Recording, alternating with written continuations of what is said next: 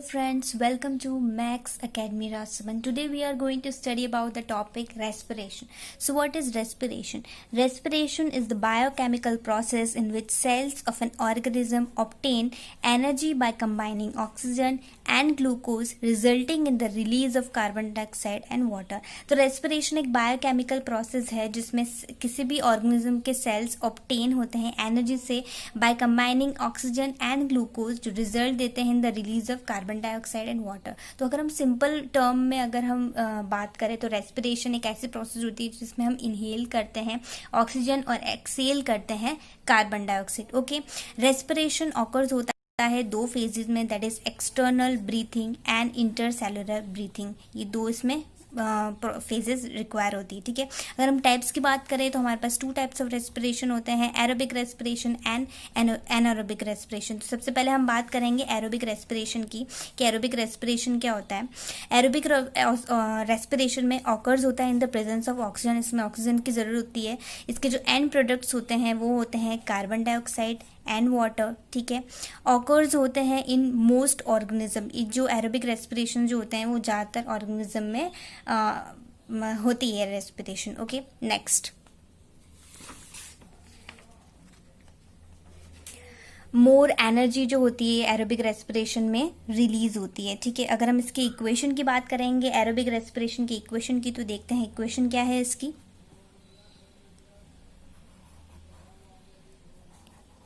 Glucose turns to pyruvate and then pyruvate turns to CO2, that is carbon dioxide, water, H2O and energy. Okay, so इसकी equation ये होगी जो glucose जो होता है the breakdown of 6 carbon molecule जो कि ग्लूकोज है into 3 carbon molecule that is pyruvate. तो दिस प्रोसेस जो ये प्रोसेस होती है वो होती है साइटोप्लाज्म में. ठीक है, then pyruvate converted into CO2 carbon dioxide water H2O and energy. Okay, then हम बात करते हैं एरोबिक रेस्पिरेशन की. व्हाट इज एरोबिक रेस्पिरेशन में क्या क्या होता है. एरोबिक रेस्पिरेशन जो होती है वो ऑकर्स होती है in the absence of oxygen. जैसे एरोबिक रेस्पिरेशन थी में ऑक्सीजन जरूरी है और एनारोबिक रेस्पिरेशन में ऑक्सीजन की जरूरत नहीं है. इसके एंड प्रोडक्ट्स क्या क्या हो जाएंगे. इसके एंड प्रोडक्ट्स हैं ethanol and CO2. CO2 means carbon dioxide. ठीक है, उसके एंड प्रोडक्ट्स थे CO2 थे, उसमें एंड प्रोडक्ट्स और ऑक्सीजन थी, इसमें इथेनॉल और कार्बन डाइऑक्साइड. ठीक है, इसमें नेक्स्ट होता है कि इसमें एनर्जी जो है कम रिलीज होती है, उसमें एनर्जी ज़्यादा रिलीज होती थी.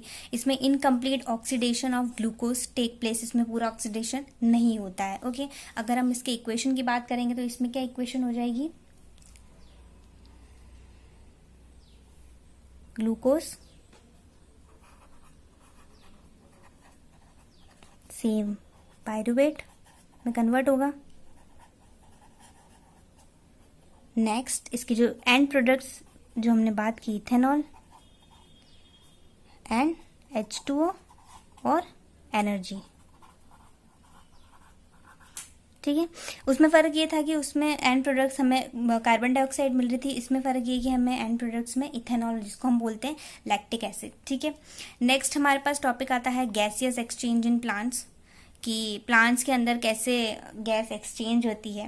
तो प्लांट्स के अंदर जो प्रोसेस हमारे पास यूज्ड होती है, आप बताइए कौन से प्रोसेस यूज्ड होती है. कमेंट सेक्शन में जल्दी से जल्दी लिखें कि कौन से प्रोसेस यूज होती है प्लांट्स के एक्सचेंज में. ठीक है, मैं बता देती हूँ प्रोसेस जो यूज होती है वो होती है डिफ्यूजन. कौन सी प्रोसेस यूज होती है.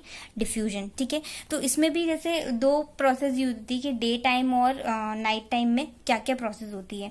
तो डे टाइम में क्या होता है, डे टाइम में क्योंकि फोटोसिंथेसिस हो सकता है, लाइट होती है, तो उसके कारण क्या होता है फोटोसिंथेसिस प्रोसेस होती है. कौन सी, जो हमने लास्ट वीडियो में इससे पहले वाले वीडियो में डिस्कस की थी. फोटोसिंथेसिस प्रोसेस होती है जिसके कारण से क्या होता है CO2 जनरेट होती है. ओके,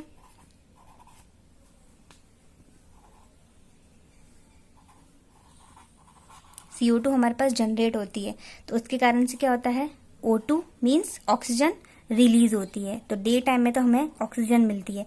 नाइट टाइम में क्या होता है, नाइट टाइम में फोटोसिंथेसिस प्रोसेस नहीं हो पाती है, so no photosynthesis process.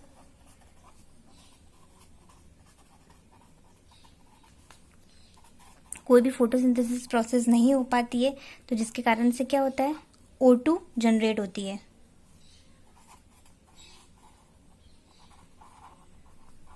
O2 generate होती है और इसके कारण से हमें क्या मिलती है, कार्बन डाइऑक्साइड,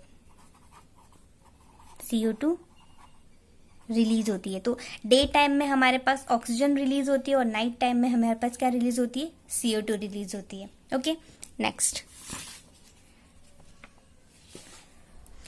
नेक्स्ट हमारा टॉपिक है गैसियस एक्सचेंज इन animals. Okay, so animal plants में हमने देख लिया कि दो डिफ्यूजन की तरफ, डिफ्यूजन एक प्रोसेस होती है जो यूज होती है प्लांट्स में, जिसमें डे टाइम और नाइट टाइम का क्या रोल होता है। तो एनिमल्स में हम देखेंगे टेरेस्ट्रियल एनिमल्स जो है ऑक्सीजन लेते हैं एटमोसफियर से, और एक्वेटिक एनिमल्स जो होते हैं वो ऑक्सीजन ऑलरेडी डिजॉल्व होती है वाटर में, इसलिए वो ज़्यादा जल्दी से जल्दी फास्टर क्या है, रेस्पिरेशन ले सकते हैं, सांस ले सकते हैं। ठीक है, नेक्स्ट हमारा जो मेन टॉपिक है हम उस पर बात करेंगे, ह्यूमन रेस्पिरेटरी सिस्टम। तो ह्यूमन रेस्पिरेटरी सिस्टम क्या होता है, इसमें मैं एक इक्वेशन लिख दे रही हूँ, उससे हम पूरा समझ में हमको आ जाएगा। ठीक है, एक्सटर्नल नोस्ट्रल्स,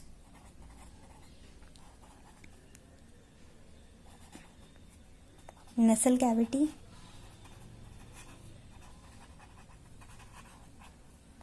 देन ट्रैकिया जिसको हम एयर पैसेज भी बोलते हैं, देन आएगा हमारे पास ब्रॉन्चीज, देन इसके बाद आएगा ब्रोंकलीज, देन हमारे पास आएगा एल्वोइली। ठीक है, ये तीनों जो पार्ट है, ये तीनों जो हमने जब लिखे हैं, ये तीनों होते हैं लंग्स के पार्ट। किसके होते हैं, ये लंग्स के अंदर होते हैं। ओके, ये तीनों लंग्स के पार्ट होते हैं। तो the air is taken into the body through external nostrils and from here the air passes through the throat into the lungs. तो एयर, हमें जो सांस है वो हम बॉडी के नोस्ट्रिल्स के थ्रू लेते हैं और यहाँ से एयर पास होती है हमारी थ्रोट में लंग्स के थ्रू। तो रिंग्स ऑफ कार्टिलेज जो है वो प्रेजेंट होते हैं थ्रोट के अंदर, जो इंश्योर करते हैं ये ट्रैकिया, जो कि एयर पैसेज है वो कोलैप्स न हो, चाहे उसमें कम ही एयर क्यों ना हो। ठीक है, they are spongy elastic bags consisting of bronchioles and alveoli. और ये जो तीनों पार्ट हैं वो किसके होते हैं, लंग्स के पार्ट होते हैं। किसके होते हैं, लंग्स के पार्ट। तो ये हमने पूरा पढ़ा, ह्यूमन रेस्पिरेटरी सिस्टम या रेस्पिरेशन प्रोसेस किस तरह से पूरी वर्क करती है। Okay friends, hope you like the video. Thank you. Next will talk about transportation in human beings. Transportation occur कैसे होता है। तो ट्रांसपोर्टेशन क्या होता है कि ट्रांसपोर्टेशन एक प्रोसेस होती है जिसमें एक सब्सटेंस सिंथेसाइज होता है या फिर एब्जॉर्ब होता है in one part of organism which is carry to other parts of body. एक पार्ट ऑफ ऑर्गेनिज्म से कोई भी चीज सिंथेसाइज एब्जॉर्ब होके दूसरे पार्ट में, दूसरे ऑर्गन्स में ट्रांसफर होती है। ठीक है, ये हो गया। इसमें अगर हम बात करें, सबसे पहले ब्लड आता है। तो ब्लड क्या होता है, blood consist of a fluid medium जिसको हम प्लाज्मा भी बोलते हैं, इन विच द सेल्स सस्पेंडेड होते हैं। ठीक है, प्लाज्मा का रोल क्या होता है, प्लाज्मा ट्रांसपोर्ट करता है फूड, CO2 एंड जो भी वेस्ट होता है हमारे बॉडी के अंदर इन डिजॉल्व फॉर्म में। ठीक है, इसमें भी सेल्स की बात करें तो सेल्स के दो टाइप्स आ गए, रेड ब्लड कॉर्पस्कुलस और व्हाइट ब्लड कॉर्पस्कुलस। इनका रोल क्या होता है, ये भी सेल्स के पार्ट हो गए। तो रेड ब्लड सेल्स होते क्या है, red blood cells contain a special protein जिसको हम बोलते हैं हीमोग्लोबिन। तो हीमोग्लोबिन का काम क्या होता है, hemoglobin helps in carry oxygen from the lungs to the rest of the body and then return CO2 को रिटर्न करना हमारे बॉडी से लंग्स में ले, ताकि हम सांस ले सके, so it can be excelled. Okay, अब व्हाइट ब्लड सेल्स का काम क्या होता है, व्हाइट ब्लड सेल्स को हम ल्यूकोसाइट्स भी बोलते हैं। व्हाइट ब्लड सेल्स वो सेल्स होते हैं हमारे इम्यून सिस्टम के जो हमें बचाते हैं बाहर के इन्फेक्शियस डिजीजेस से, जो बाहर के जितने भी जर्म्स होते हैं उससे बेसिकली प्रोटेक्ट वॉल का काम करते हैं, एज ए प्रोटेक्ट सेल भी बोल सकते हैं आप इसको। तो हमें बाहर के जितने भी इन्फेक्शियस होते हैं उससे बचाने का काम करते हैं। ठीक है, नेक्स्ट हमारे पास टर्म है ब्लड वेसल्स। ठीक है, तो ब्लड वेसल्स क्या होते हैं, ब्लड वेसल्स एक वेसल होती है इन ह्यूमन बॉडी इन विच जिसमें ब्लड सर्कुलेट्स होता है। ठीक है, सिंपल टर्म में बात करें, ब्लड सर्कुलेट्स होता है। तो इसके भी 3 टाइप हो गए। पहला arteries, second veins and third capillaries. ठीक है, तो इन तीनों का रोल क्या क्या है, फंक्शन क्या है इनके। ठीक है, पहला देखते हैं हम आर्टरीज। आर्टरीज एक ऐसी वेसल होती है which carry blood away from the heart to various organs of the body. तो आर्टरीज में प्योर ब्लड होता है, तो इसका काम क्या होता है कि ब्लड को कैरी करती है हार्ट से लेके, यूँ समझ लो कि हार्ट से लेती है ब्लड को और बाकी जितने भी ऑर्गन्स होते हैं उसमें वो ट्रांसफर करती है, ट्रांसपोर्ट करने का काम करती है। ठीक है, वेन्स क्या होता है, वेन्स में इम्प्योर ब्लड जाता है, इम्प्योर ब्लड कैरी करती है, तो collect the blood from different organs and bring back it to the heart. Veins का रोल ये हो गया कि वो ब्लड को कलेक्ट करती है सारे डिफरेंट ऑर्गन से और वापस से हार्ट में ट्रांसफर करती है उसी ब्लड को। ठीक है, तो ये मेन डिफरेंस है इनका, आप अच्छे से पहले इसको देख ले, ये डिफरेंस होता है मेन डिफरेंस दोनों के बीच में। तीसरी टर्म आती है इसमें कैपिलरीज। कैपिलरीज एक कनेक्शन फॉर्म करती है बिटवीन आर्टरीज और वेन्स के बीच में। बेसिकली ये वॉल्स हो गई, एक थिक वॉल होती है जो कि यूज होती है for easy exchange of blood, blood में का एक्सचेंज कर सकें। ठीक है, अब हम इसका मेन पार्ट पढ़ेंगे जो कि है हार्ट। तो हार्ट क्या होता है, हार्ट जैसे हमें पता है एक मस्कुलर ऑर्गन होता है जो कि एक पंप की तरह काम करता है। ठीक है, इन हमारे सर्कुलेटरी सिस्टम में इसकी दो साइड्स होती है, एक लेफ्ट साइड हो गई और एक राइट साइड हो गई, जिसमें पता ही है। ठीक है, left side and right side, और इसमें चार चैम्बर्स होते हैं, चार चैम्बर्स होते हैं। दो अपर चैम्बर्स जो होते हैं जिसको हम आर्टरिया बोलते हैं और लोअर चैम्बर्स को हम वेंट्रिकल्स बोलते हैं। ठीक है, तो इसका रोल क्या है कि लेफ्ट जो आर्ट्रियम होता है, लेफ्ट आर्ट्रियम, जिस वही आर्टरी की हम बात कर रहे हैं, left atrium contracts and the blood enters the left ventricle. Left atrium जो होता है वो सिकुड़ जाता है ताकि ब्लड इजीली लेफ्ट वेंट्रिकल के अंदर एंटर हो पाए। ठीक है,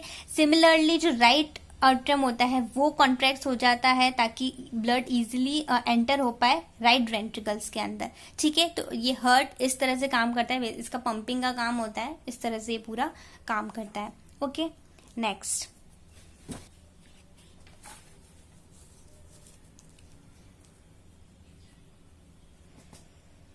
next we'll talk about transportation in plants. ठीक है, अब हमने एनिमल्स में देख लिया कि ट्रांसपोर्टेशन किस तरह से होता है, क्या क्या उसमें किस किस तरह से सब ऑर्गन्स काम करते हैं। अब हम देखते हैं कि प्लांट्स में किस तरह से ट्रांसपोर्टेशन होता है। ठीक है, so plants need less energy because they do not move and they have a slow transport system. Plants को ना कम एनर्जी की जरूरत पड़ती है क्योंकि एक तो वो मूव नहीं करते हैं और इसी वजह से जो ट्रांसपोर्ट सिस्टम जो उनके अंदर होता है ना वो स्लो होता है। ठीक है, तो ट्रांसपोर्टेशन कैसे होता है प्लांट्स में, transportation take place by xylem tissue present in root, stem, leaves and is therefore interconnected. एक जाइलम नाम का टिश्यू होता है इनके अंदर, उसको यूज करके ट्रांसपोर्ट होता है, जो कि कहाँ का होता है, रूट्स के अंदर, स्टेम के अंदर, लीव्स के अंदर, इन सब में वो प्रेजेंट होता है। ठीक है, इसके अंदर ज्यादा कुछ है नहीं, बस खाली मेन आपको ये समझना है कि एक जाइलम टिश्यू होता है जिसकी वजह से पूरा ट्रांसपोर्टेशन प्लांट्स में हैपन होती है। ठीक है, इसका फोर्थ और टर्म, जैसे हमने तीनों टर्म पढ़ लिए, nutrition, respiration, then transportation, fourth term और लास्ट टर्म की अगर हम बात करते हैं तो आता है एक्सक्रिएशन। एक्सक्रिएशन किस तरह से होता है, पहले हम एनिमल्स में पहले हम ह्यूमन बींग्स में बात कर लेते हैं कि किस तरह से होता है। सो एक्सक्रीशन होता क्या है, एक्सक्रीशन एक बायोलॉजिकल प्रोसेस होती है, removal of harmful metabolic wastage in living organism. तो एक्सक्रीशन एक प्रोसेस हो गई जिसमें जो भी हमारा वेस्ट जो होता है, हार्मफुल मेटाबॉलिक वेस्ट होता है किसी भी लिविंग ऑर्गेनिज्म में, उसको हटाने का, उसको अपने शरीर से, एक बॉडी से, किसी भी लिविंग ऑर्गेनिज्म की बॉडी से निकालने का काम करता है। ठीक है, अब इसमें ऑर्गन्स भी जरूरत होते हैं तो ऑर्गन्स क्या क्या यूज होते हैं, ऑर्गन्स यूज होते हैं किडनीज, यूरिनरी ब्लैडर, यूटेरस और यूरेथ्रा, ये चार जो ऑर्गन्स है वो यूज होते हैं। ठीक है, अब इनके रोल्स देख लेते हैं हम एक एक करके कि इनका रोल्स क्या क्या होता है। सबसे पहले हम आती है किडनी। तो किडनी का काम क्या होता है, किडनी फिल्ट्रेट करती है और रिमूव करती है नाइट्रोजनस वेस्ट, जितना भी वेस्ट होता है उसको फिल्टर करना, इम्प्योरिटीज जो भी आ जाती है हमारे ब्लड में उसको रिमूव करना, उसको फिल्ट्रेट करना। ठीक है, यूरेटर का काम क्या होता है, ureter transport the urine to the urinary bladder. ठीक है, सिंपल टर्म्स में ये तो इजी है। यूरिनरी ब्लैडर का रोल क्या होता है, स्टोर यूरिन को स्टोर करने का काम आता है। ठीक है, लास्ट आता है यूरेथ्रा। यूरेथ्रा का रोल क्या होता है, urethra is used for removal of urine when bladder is full, मतलब यूरिन को रिमूव करना हमारे बॉडी से जब यूरिनरी ब्लैडर जो होता है वो फुल हो जाता है। ठीक है, तो ये चारों के चारों लाइफ प्रोसेस चैप्टर में जो 4 मेन प्रोसेस ज़रूरी होती है वो हमने डिटेल्स में एक एक फंक्शंस को अच्छी तरह से पढ़ लिया है। होप सो कि आपको भी एक एक चीज़ें इस वीडियो में जो भी जितना भी हमने चारों जो टर्म्स कंप्लीट करे हैं, कवर करे हैं, वो आपको समझ में आ गया होगा। और आपको भी जो भी अपने क्वेश्चंस हैं वो आप बिल्कुल कमेंट बॉक्स में लिख सकते हैं, जो भी आपको प्रॉब्लम हो। And hope you like this video. Thank you.